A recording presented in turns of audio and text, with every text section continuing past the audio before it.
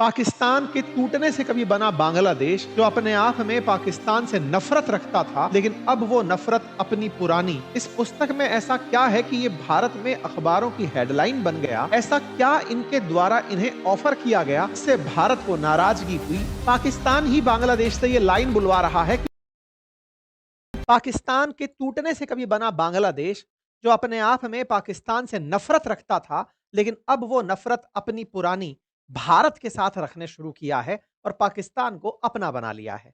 उसे वापस से पाकिस्तान में अपना प्रेमी नजर आने लगा है और पाकिस्तान के साथ मिलकर अपनी पुरानी महत्वाकांक्षाओं को, अब ये पुरानी पुरानी मैं बार बार क्यों बोल रहा हूं, आपको ये तो ज्ञात होगा ही कि भारत के विभाजन से पाकिस्तान निकला था, भारत से पाकिस्तान निकला था।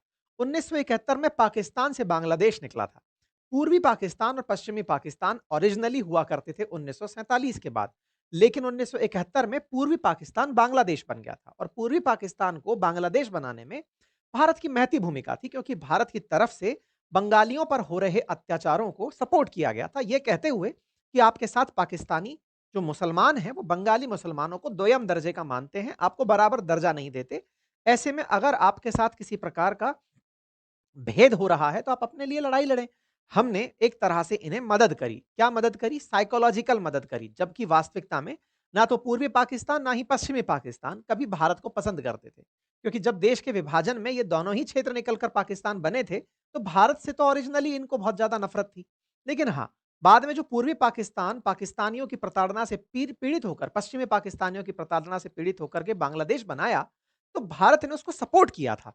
और वही सपोर्ट था जो आज तक बांग्लादेश और भारत के बीच में बढ़िया बॉन्डिंग लेकर आ रहा था। लेकिन जब से शेख हसीना बांग्लादेश से निकली हैं, तब से जो यहाँ पर आए हुए ये मोहम्मद यूनुस हैं, जो अपनी तरफ से चीफ एडवाइजर की पद को पकड़कर ऐसे बैठे हैं जैसे राष्ट्राध्यक्ष हों, ये पाकिस्तान के साथ बांग्लादेश के पुराने रिश्तों को बहाल करने में लगे हैं। यानी एक तरह से वो हरकतें हो रही हैं कि पाकिस्तान और बांग्लादेश कभी अलग थे ही नहीं। इतनी ज़्यादा एकता इन दोनों में एक दूसरे के साथ देखने को मिल रही है। अब सवाल बनता है ऐसा कैसे? तो इसके पीछे का तो सबसे बड़ा कारण भी है कि शेख हसीना के जो फादर थे, मुजीबुर रहमान, उन्हीं ने ही पूर्वी पाकिस्तान को बांग्लादेश बनवाया था। अब चूंकि इन्होंने पूरी तरह से बांग्लादेशियों में शेख हसीना के खिलाफ और इनके पिता के खिलाफ नफरत का माहौल भर दिया है, तो जो कारक थे बांग्लादेश को अलग करने के या कहिए पूर्वी पाकिस्तान को बांग्लादेश बनाने के, वो सभी फैक्टर्स अब नेगेटिव साउंड होते हैं, या समझिए कि ये इस तरह से साउंड होते हैं कि इनकी नजर में बांग्लादेश बनाना ही एक तरह की गलती था। अर्थात बांग्लादेशियों के लिए तो ये व्यक्ति उस देश को ही मिटा देगा कुछ दिनों में, जिस तरह की हरकतें चल रही हैं। असल मायने में इस समय पाकिस्तान में बांग्लादेश में पाकिस्तान के एक 4 स्टार जनरल यात्रा पर हैं। ये हैं वो सेना के जनरल। अब आप पूछेंगे ऐसे तो कोई ना कोई तो आता ही रहेगा, इसको कवर करने की क्या ज़रूरत है? ये जो व्यक्ति इस समय यात्रा पर है ना, ये आसिम मुनीर की जगह लेगा। अर्थात आसिम मुनीर जब रिटायर होंगे, तो पाकिस्तान की सेना में सीनियर मोस्ट ऑफिसर्स में से ये हैं। यानी कि आज जो आसिम मुनीर का ओहदा है, वो इनका होगा आने वाले टाइम में। ये बांग्लादेश की यात्रा पर हैं और इनके साथ में चीफ एडवाइजर का मिलना इस बात को दर्शाता है कि डाउन द लाइन जो तैयारियां चल रही हैं, उनकी आपस में बातचीत हो रही है। ऐसे में जो विवाद उठा, वो इनके द्वारा एक पुस्तक के भेंट करने पर उठा, जिसका नाम आर्ट ऑफ ट्रुम्फ है। अब इस पुस्तक के अंदर ऐसा क्या है जिसके चलते सारा विवाद उठा? इस पुस्तक में ऐसा क्या है कि ये भारत में अखबारों की हेडलाइन बन गया? ऐसा क्या इनके द्वारा इन्हें ऑफर किया गया जिससे भारत को नाराजगी हुई? आज के सेशन में हम उसी बात का जिक्र कर रहे हैं। अगर आप इस पुस्तक को ध्यान से देखें तो इसके कवर पर एक इमेज बनी हुई है। ये इमेज अगर मैं आपको अलग से दिखाऊं तो ये कुछ इस तरह से दिखाई पड़ती है। प्रथम दृश्यता ये कोई आर्ट जैसी लगती है, कोई पेंट जैसा लगता है कि कोई पेंटिंग की गई है। कुछ वैसी फीलिंग आपको यहाँ पर आती हुई दिखती है, जिसमें कुछ लोग आपको दिखाई देते हैं और पीछे कोई चित्रकारी दिखाई देती है। लेकिन जब इस चित्रकारी को गहराई से और गहनता से देखने का प्रयास करते हैं, तो ये चित्र ग्रेटर बांग्लादेश की संकल्पना है। अब ये ग्रेटर बांग्लादेश क्या है? आपको याद होगा एक बार भारत की तरफ से मैप जारी हुआ था अखंड भारत का। ऐसे ही इज़राइल ने ग्रेटर इज़राइल का मैप जारी किया था।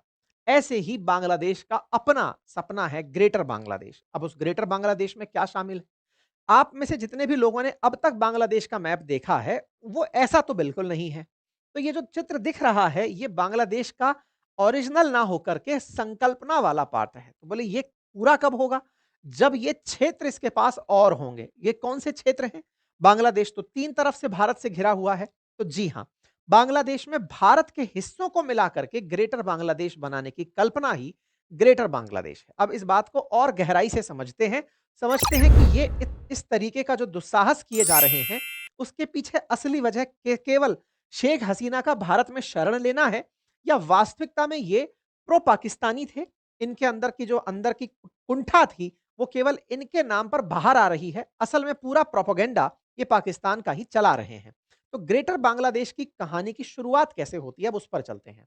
जैसा कि आप जानते हैं कि बांग्लादेश में जब शेख हसीना को हटाया गया, वहां के छात्रों के विद्रोह के रूप में जो तख्ता पलट हुआ वहां पर एक तरीके का, और वहां पर इन्हें चीफ एडवाइजर बनाकर सरकार का बिठाया गया, उसके बाद इन्होंने आते ही पाकिस्तान के साथ मित्रता शुरू कर दी। आप सोचिए, 1971 में कभी पूर्वी पाकिस्तान से बांग्लादेश बना था, तब से इन दोनों के बीच कभी बातचीत ही नहीं हुई थी, या फिर ये कहिए कि दोनों के बीच में कोई व्यावहारिक रिश्ते, डिप्लोमेटिक रिलेशंस नहीं बने थे। लेकिन बांग्लादेश ने जैसे ही मोहम्मद यूनुस को देखा, वो शहबाज शरीफ के साथ मिलकर के डायरेक्ट ट्रेड को लेकर सहमत हो गए। ये इन दोनों के बीच में 1971 के बाद पहली बार हुआ था। अर्थात ये हेडलाइन बनी थी कि पाकिस्तान और बांग्लादेश ने डायरेक्ट ट्रेड शुरू कर दिया है फरवरी 2025 में। एक बार के लिए लगा कि हाँ भाई, चीफ एडवाइजर अपने आप को इकोनॉमी से रिलेटेड आदमी बताते हैं, तो पाकिस्तान के साथ करके व्यापार ही तो कर रहे हैं, कौन सा कुछ नया है। ये हेडलाइन बनकर के बाहर आई कि हाँ साहब, ये डायरेक्ट ट्रेड करने आगे बढ़ रहे हैं। समय बीता, थोड़ा और समय आगे चला, तो इन भाई साहब ने डायरेक्ट ट्रेड के साथ में ट्रेड, डिप्लोमेसी, कल्चरल टाइज इनको बढ़ाने के लिए 6 और इनके साथ टाई अप कर लिए। इतना ही नहीं, पाकिस्तान के साथ जो चीन का बॉन्ड है, उससे प्रभावित होते हुए इन्होंने चाइना की यात्रा की और शी जिनपिंग से जाकर कहा कि आप नॉर्थ ईस्ट भारत में जो जाना चाहते हैं, तो आपको बांग्लादेश से होकर हम रास्ता देंगे। यानी कि बांग्लादेश ही नॉर्थ ईस्ट भारत का द्वार है, ऐसा कहकर के ये अपने आप को चीन के सामने प्रेजेंट कर आए। इन भाई साहब ने इनको अपनी तरफ से एक पुस्तक भेंट करी। इस पुस्तक में इन्होंने, विवादित पुस्तक इसको कहा जा रहा है, आर्ट ऑफ ट्रायम्फ के नाम से, इस पुस्तक में इन्होंने पूर्वोत्तर राज्यों को बांग्लादेश से मिलाने का ख्वाब व्यक्त किया। इस पुस्तक के कवर पेज पर कुछ इस तरह की तस्वीर बनी थी। असल में बांग्लादेश का मैप तो ये है जो आप देख रहे हैं, ये मैप है। इस मैप के अंदर अगर आप ध्यान से देखें तो किसी भी प्रकार की कोई आकृति बनती हुई नहीं दिखती। साफ दिखता है यहाँ के कौन से स्टेट्स हैं वो प्रेजेंट होता है। भारत में अगर बांग्लादेश को देखें तो वो विजिबल होता है। इन्होंने जो अपनी तरफ से सपना सजाया है, उस सपने में ये आसपास के जो एरियाज हैं ना, इन एरियाज को ये अपने साथ लेने का प्रयास सोचते हैं। अर्थात बांग्लादेश के आसपास के जो क्षेत्र हैं, जिन क्षेत्रों को अगर इसके साथ मिला दिया जाए, तो ये जो आकृति बनती दिख रही है, ये इनका असल मायने में ग्रेट बांग्लादेश है। ग्रेट बांग्लादेश के अंदर बांग्लादेश के सीमावर्ती जो पूर्वोत्तर राज्य हैं, उन्हें ये अपने साथ मिलाना चाहते हैं कुछ इस तरह से। मतलब यहां पर आप देखें तो उड़ीसा, यहां से उठा करके कुछ हिस्सा झारखंड का, बिहार का, बंगाल का, उधर आसाम, और इस तरह से इन क्षेत्रों को मिला करके ग्रेट बंगाल की कल्पना ये लोग रखते हैं। और जब से यहां पर सत्ता परिवर्तन हुआ है, तब से ये लोग इसी ख्वाब को सजाए चल रहे हैं कि ग्रेट बंगाल होना चाहिए। ये जो ग्रेट बांग्लादेश है, असल मायने में अंग्रेजों के द्वारा दिया गया जो ग्रेट बंगाल था, उसकी ही एक तरह की संकल्पना है। जब बंगाल 1905 से पहले हुआ करता था, बिल्कुल वैसे ही बोले हमको बनाने की आवश्यकता है, कि पूरा क्षेत्र हमारा हो, ऐसी इनकी संकल्पना है। अब आप समझ सकते हैं कि बांग्लादेशियों ने ख्वाब असल मायने में क्या पाल रखा है। अब आप पूछेंगे, इस ख्वाब की पूर्ति में इनके लिए बाधा क्या है? इनके लिए बाधा तो कुछ भी नहीं है। इनको तो पता ही चलता है कि भारत का जो सिलीगुड़ी कॉरिडोर है, वो सिलीगुड़ी कॉरिडोर जो हमारा पश्चिम बंगाल से होकर के हिस्सा जा रहा है, जिसे हम चिकन नेक कहते हैं, वो बांग्लादेश के उत्तर में है। और दूसरी तरफ से अगर देखो, तो यहां से नेपाल को उठा लो, यहां से भूटान को उठा लो, और थोड़ा ऊपर से बैठ करके चाइना को देख लो। तो कुल मिलाकर के इन्हें पता है कि अगर भारत से नॉर्थ ईस्ट को आइसोलेट करना है, तो बस इस जगह को हमें अपनी तरफ से बार बार रोकना होगा। अब आप सोच कर देखिए कि कितने सारे एक्टर्स यहां पर काम कर रहे हैं एज एन फैक्टर, कि बांग्लादेश अपनी तैयारियां यहां से करे, ऊपर से बैठा चाइना यहां से तैयारी करे, और इसकी सहायता के लिए पाकिस्तान आ जाए। पाकिस्तान की असल मंशा क्या है? पाकिस्तान की मंशा है बदला लेना। कौन सा बदला? कि भाई तुम लोगों ने हमसे पूर्वी पाकिस्तान को अलग करा के बांग्लादेश बना दिया। तो इनकी मंशा यह है कि बस अगर हमने ये टुकड़ा तोड़ दिया, तो तुमसे पूरी तरह से पूर्वोत्तर अलग हो जाएगा, नॉर्थ ईस्ट अलग हो जाएगा। और नॉर्थ ईस्ट अलग होते ही भारत के दो टुकड़े कर दिए, ये बात पाकिस्तान कहने लगेगा। यही कारण है कि पाकिस्तान बांग्लादेश और चाइना को आपस में बातचीत करने के लिए मिला रहा है। पाकिस्तान ही बांग्लादेश से ये लाइन बुलवा रहा है कि पूर्वोत्तर जाने के लिए हम आपको रास्ता देंगे। इससे आप इस बात का अंदाजा लगा सकते हैं। अर्थात सिलीगुड़ी कॉरिडोर को चाइना वालों को दिखाने वाला या पाकिस्तान की मदद से तुड़वाने का सपना देखने वाला बांग्लादेश है और वो इसे करने के लिए ग्रेटर बांग्लादेश का मदद देखता है। अच्छा, ये बात केवल मेरे बयानों के माध्यम से समझ रहे हैं या वास्तविकता में ऐसा ये लोग सोचते भी हैं? तो देखिए, बांग्लादेश के अंदर पहले यूनुस के जो करीबी थे, उन्होंने भी ये बात बोली थी कि भारत अगर पाकिस्तान पर हमला करता है, तो बांग्लादेश को नॉर्थ ईस्ट पर कब्जे कर लेने चाहिए। अर्थात इन लोगों के यहां पर जो पार्टी के प्रवक्ता कहिए या इनके सहयोगी कहिए, उन लोगों की ऐसी मंशा है। यही कारण है कि जब इन्होंने ये मैप दिखाया, तो भारत की तरफ से तीव्र प्रतिक्रियाएं चारों तरफ से आने लगी। चाहे सोशल मीडिया हो, हर तरफ से लोग इस बात पर सवाल करने लगे कि भाई साहब, ये शायद लोग एक दूसरे के साथ अपनी हार को साझा ही कर रहे होंगे। दोनों जोकर मिलकर के कुछ ऐसा ख्वाब देख रहे हैं जो पूरा नहीं हो सकता। लेकिन देखिए, दो देशों के बीच में जो चर्चाएं हैं, हमें उसके लिए सजग रहने की आवश्यकता है। अब ये तो चलो एक फोटो के ऊपर बयान हुआ, लेकिन बांग्लादेश की भारत विरोधी हरकतें चल क्या रही हैं, अब आप उसकी तरफ चलिए। एक और हरकत मैं आपको बताता हूं। देखिए, इस पुस्तक में क्या है, पहले तो मैं वो बताता हूं। देखो, शेख हसीना बांग्लादेश से जब निकली थी, तो निकलने से पहले कुछ घटनाएं हुई थी, जिसमें छात्रों का प्रोटेस्ट हुआ था। छात्रों ने शेख हसीना के खिलाफ प्रोटेस्ट किया था। उस प्रोटेस्ट की तस्वीरें हैं, ताकि लोग कभी ये ना भूलें कि शेख हसीना को क्यों हटाया गया। इस पुस्तक को बनाया इस तरह से गया है, जिसमें जितने भी प्रकार की दीवारों पर हुए प्रोटेस्ट की तस्वीरें थी, उन सबको उकेरा गया है और ये तस्वीरें अब बांग्लादेश हर किसी को दे रहा है। अर्थात बांग्लादेश अपने आप को उस तरह से दिखा रहा है कि फिर कभी शेख हसीना नहीं आएंगी। ये हर जगह जिससे भी मिल रहे हैं उसको ये पुस्तक दे रहे हैं।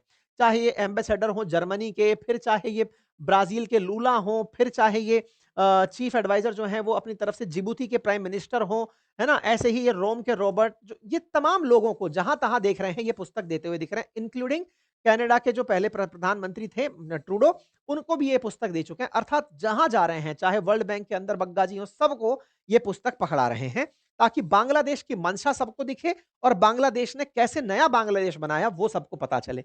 इस तस्वीर को आप यहां से देख सकते हैं कि कैसे इन्होंने इस बात को पाकिस्तान के प्रधानमंत्री को भी सौंपा था, लेकिन तब यह बयान नहीं चर्चा में आया था कि यहां पर मैप कौन सा लगा हुआ है। ठीक है, फिलहाल इस मैप के कारण चर्चा आई और मैप से ज्यादा इंटेंशंस के कारण चर्चा आई। इंटेंशन की क्या कहानी है? असल मायने में बांग्लादेश के अंदर तुर्की का एक एनजीओ सक्रिय हुआ और उस एनजीओ ने बांग्लादेश के अंदर जो यूनिवर्सिटीज हैं, विशेष रूप से जो ढाका यूनिवर्सिटी है, उनके हॉल में इस ग्रेट बंगाल के पोस्टर को प्रमोट करना शुरू किया। इस बात पर भारत सरकार से भी सवाल पूछा अपोजिशन ने कि क्या आप लोगों को यह बात पता है? ये जुलाई की बात हो चुकी है कि इस तरह का प्रोपेगेंडा बांग्लादेश में चल रहा है। तो भारत की तरफ से यह कहा गया कि बांग्लादेश सरकार की तरफ से जो फैक्ट चेकर वेबसाइट है बांग्ला फैक्ट, उसने कहा है कि ऐसा कोई भी एविडेंस हमें नहीं मिला है। खैर, भारत सरकार इस बात से विदित तो है कि बांग्लादेश किस तरह से भारत विरोधी इस समय तरीके अपना रहा है और पाकिस्तान से मिलकर क्या-क्या सोच रहा है। ये जो व्यक्ति सीधा सा दिख रहा है, दुनिया के सामने चीफ एडवाइजर बनकर के समझदारी का जो रोल प्ले करने का प्रयास कर रहा है, इसके इरादे असल मायने में नेक नहीं है। ये भारत के लिए बहुत ही चिंता की बात है और भारत सरकार को इस पर गंभीरता से चिंतन करना चाहिए। ये थी मेरी तरफ से। आप लोग इस विचार पर क्या सोचते हैं? अपनी राय जरूर कमेंट बॉक्स में रखें। चैनल पर नए हैं तो सब्सक्राइब कर लें, अपने साथियों से जरूर साझा करें। वीडियो में इतने लोग प्रेजेंट थे, लाइक कुछ ही संख्या में है, तो इतना तो कष्ट कर ही सकते हैं। साथियों से जरूर सब्सक्राइब कराएं। साथियों, होता क्या है ना, एक बहुत अच्छी बात बताता हूं मैं आपको। अपने केस में बहुत से लोग जो अपन से बहुत ज़्यादा प्यार करते हैं, वो अपने वीडियोस को अलग अलग प्रकार से कहीं स्पैम करते हैं, कोई रिपोर्ट करता है, कोई डिसलाइक करता है, ताकि हम लोग ग्रो ना हों। हम लोग ग्रो ना हो तो ये आपके समझ में आने वाली बात है कि कौन लोग ऐसे होते हैं जो ऐसा चाहते हैं, जिन्हें हमारी तरीके, हमारा जो विचार, हमारा तरीका ये पसंद नहीं आता। बहुत से लोग होते हैं, हर आदमी से हर आदमी खुश नहीं हो सकता। ऐसी स्थिति में ये आप अपनी नैतिक जिम्मेदारी बना लें, क्योंकि YouTube लाइक डिसलाइक देखता चलता है। तो आप में से जो लोग लाइक को भी समझते हैं कि नहीं, मैं एहसान करूंगा इस आदमी के ऊपर, ठीक है, एक दिन ये गतिविधियां स्वतः ही रुक जाएंगी ऑटोमेटिक। जब हमें भी इस चीज़ का प्रोत्साहन नहीं मिलेगा, मैं 2 घंटे नॉन स्टॉप आपके सामने रोजाना सुबह बोलता हूँ, 8 घंटे कंटेंट बनाने के लिए बैठता हूँ, टीम काम करती है, सब बनकर आता है, इतना पैसा इतना इन्वेस्टमेंट लगता है, और उसके बाद आपसे अपेक्षा के लिए भी ये रिक्वेस्ट करनी पड़ती है कि यार सब्सक्राइब कर देना, यार लाइक कर देना, यार शेयर कर देना। तो अंदर से ऐसा लगता है कि मैं कह क्यों रहा हूँ, मतलब लिटरली स्पीकिंग। लेकिन ठीक है, हम में हो सकता है इस तरह का भाव आ गया हो कि नहीं साहब, हमसे कहोगे नहीं तब तक हमें याद नहीं रहता। लेकिन आप में इतनी इंसानियत है, ये मुझे ज्ञात है, बस उसे याद दिलाने के लिए मुझे कहना पड़ता है। और उसको इसलिए भी समझकर आप करें क्योंकि आपको ये पता हो कि कोई और आपके इस तरह के ना करने पर अपने तरीके से उस काम को वो दूसरी तरह में ले जा रहा है, क्योंकि दुनिया में आपको भी पता है कि खुश होने वाले लोग कितने होते हैं, ठीक।